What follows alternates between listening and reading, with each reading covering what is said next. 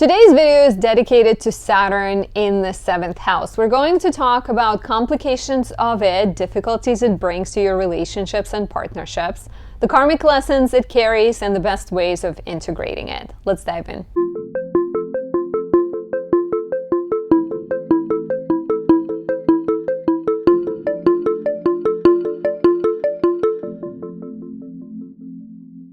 My name is Anastasia. I'm a traditional Western astrologer specializing in natal, relationship, and predictive readings. I also do electional astrology, so I can help you pick the best date for your wedding or your important event, as well as relocation astrology, helping you figure out the best place to move to in this whole round world.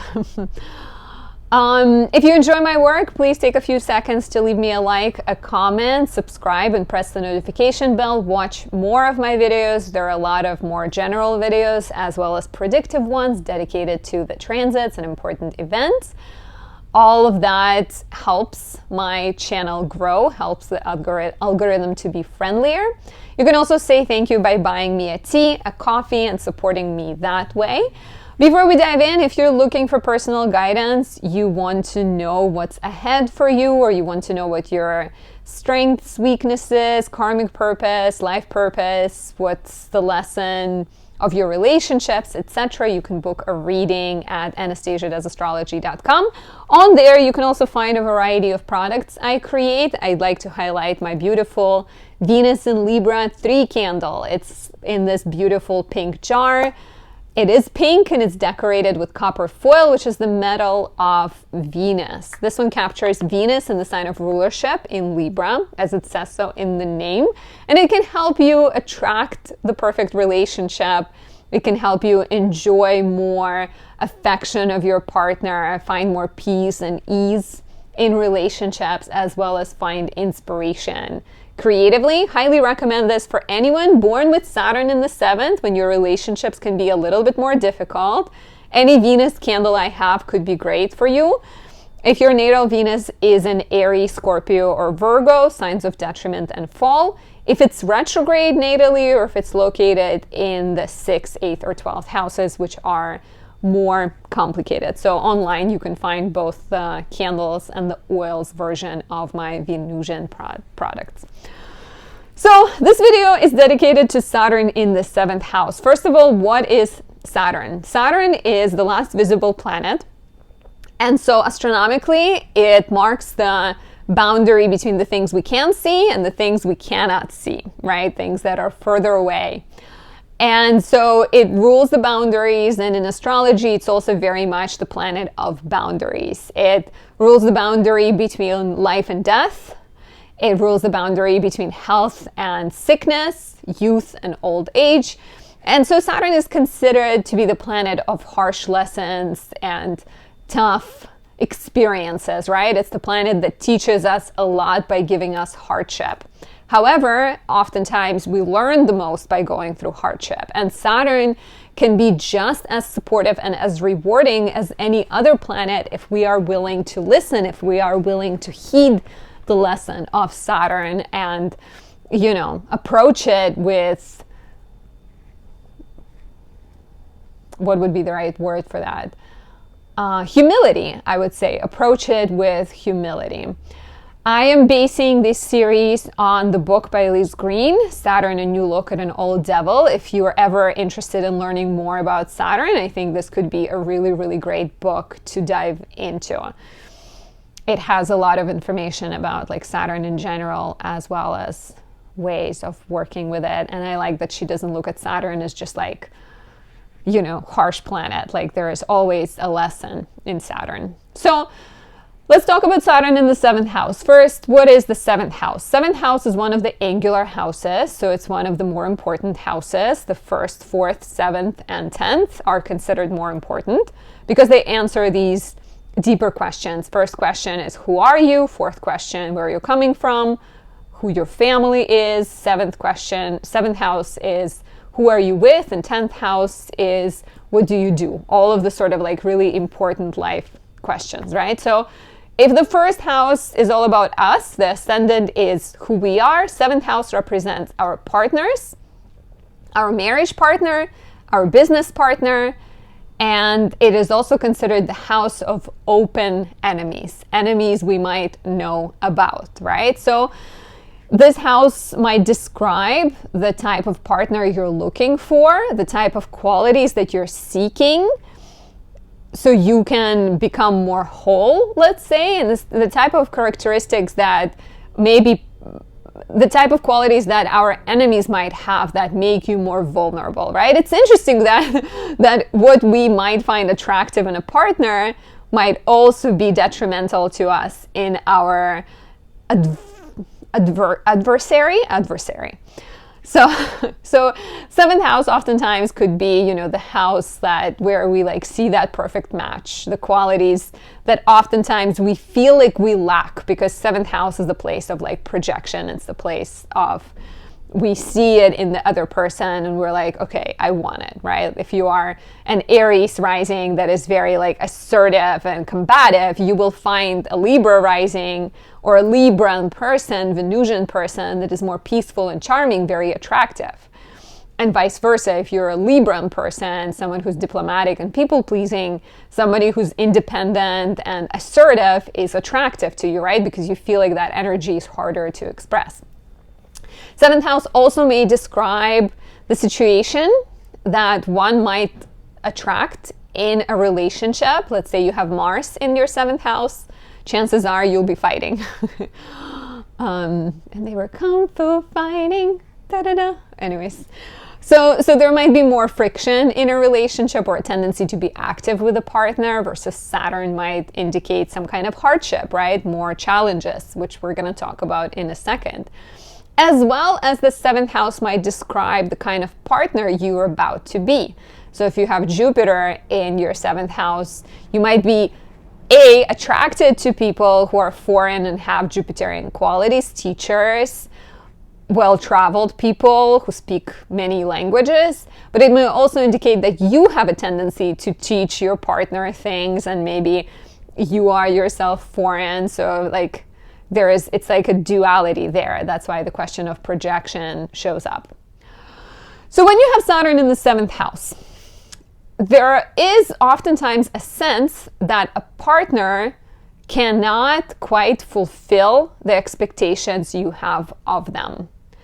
Because the goal of Saturn in the seventh house is to show you that you have to be your own partner first. And so how does Saturn teach us that? By giving us a lot of complicated situations, right? So romantic situations, relationship situations that have a degree of pain, rejection, disappointment, until the person begins to look within, right? It's a very interesting house. Sometimes there's a few manifestations of this, right? Sometimes the person is lonely. The person maybe has really strong sort of ideas of marriage. Saturn in the seventh might create a certain seriousness here and place a lot of emphasis on the structures of, belief and faith and marriage. And you may see people here who decide that they are not going to have sex before marriage, for example, or people who only want to date other Muslims, or people who only want to date, certain types of people. There might be a certain rigidity with this placement, especially when you're younger. And so the very obvious result of Saturn here could be a sense of being lonely, right? Or being isolated. Maybe you go a long time without a partner, and you take breakups a lot harder. It takes you a really, really long time to get over them. At times, Saturn here may bring an older, mature, stable partner who is financially maybe secure and loyal. But at the same time, there's a sense that they are restricting you somehow, right? They're not recognizing your playfulness and your joyfulness. And so maybe they become a disappointment in that regard because they cannot support your dreams and your thoughts and your wishes. At other times, someone might attract an ailing partner or dependent partner or possessive partner, right? Demanding partner, very Saturnian, clingy, sort of harsh. someone might be financially not so well off, right? Like, and then marriage becomes a responsibility rather than companionship and joy. Sometimes a relationship, one maybe chooses to stay in a relationship despite that the partner feels incompatible to them. What's interesting here, right, is that a lot of times we look at this, and from the outside and from the person's perspective, it feels like it's due to the partner being wrong, right? There might be that sense of like having bad luck when it comes to dating. Maybe, just like there not being enough good partners, or some other sort of energy. And Saturn here can get like easily disguised because 7th house is very much usually reflected through other people. So it might be like, okay, where did it all, like the relationship might feel perfectly lovely in the beginning, and then something goes wrong, and the person might be asking themselves like, how did I not see that? How did I not notice? While in reality, we attract what is within us, right? And a lot of times we can pick up on the vibes the person is giving us upon the first meeting, because we are just like animals, right? Like just like dogs sniff each other's butts. We don't sniff each other's butts, but there are so many like, physical qualities, little quirks, things that people say that give us a clue on who the people are. But a lot of times with this placement, there might be, once again, that sort of rigidity, that desire for the partner to be a certain way, that you are not quite seeing what the person is giving you, right? And so a lot of times Saturn in the 7th house will show up as a lesson. It will bring you partners that are meant to teach you things. And if the lesson is harsh, it might, but most often it will be a reflection of what's going on within you, right? Because something within you may be at war with each other. Like, let's say you were a kid of parents who got divorced, and maybe your mom used to tell you things about your dad, like she used to tell you that your father cheated and all men cheat and things like that. And so within yourself, there is a part of you with Saturn, there's always going to be like a really strong desire for companionship, but there might also be like very, very strong walls built around you, very strong sort of like fears and almost like avoidance of a real relationship, right? And for some people, it might be hidden behind the guise of like, well, these people don't fit my faith, or they don't fit my belief about no sex before marriage, or they don't satisfy something else, or they don't have enough money, or they don't look the way I want them to look. But in reality, there's that inner sort of like avoidance. Or you may be in a relationship, but it's sort of a shallow relationship, right? Like it's not a relationship where you are truly yourself. Like something within you is being very, very self-protective, I think. And so understanding that it's not just the other person's fault when things are difficult, understanding that you attract the energy you put out, and any challenge in a relationship is likely a reflection of like the inner conflict and inner needs, right? Sometimes like if you believed your mother that was telling you that all men are blah, blah, blah, then you're going to attract it, and you're going to choose people. You're going to choose a person that is exactly like what you believe without potentially realizing it. So it's an important step in integrating Saturn in the 7th house. The important step is understanding that things that happen to you are not due to bad luck, but they're likely due to a choice that you made consciously or unconsciously at the very beginning of the relationship, right? Being aware that you may be just as avoidant as other people that you meet, and the reason you choose them because you are afraid. So you're not letting yourself enter serious relationship because you're not ready for it. So you're choosing people who are not ready for it. And it's a very like interesting one, and I somehow know so many people with Saturn in the 7th. Like I feel like so many people I'm pretty close with have Saturn in the 7th. And I mean, like I have Saturn squaring and opposing a lot of my planets, so maybe that's why I'm like also myself quite familiar with heavy Saturnian lessons. I would really love to hear how this shows up in your life. If this is you, please comment below, like, does this resonate, how it shows up in your life? Okay, so another reason why relationships might fail is that the person might be choosing relationships that are safe, right? The partner who is sick, so they can't leave you. The partner that doesn't have any money, so they can't leave you because you're financially supportive. And once again, like avoiding the truly connected union, avoiding the relationship that has the danger of it ending, because anything, you know, has the danger of ending and falling apart. Like we are dying from the moment we're born. So what is a moment of optimism from Anastasia for you?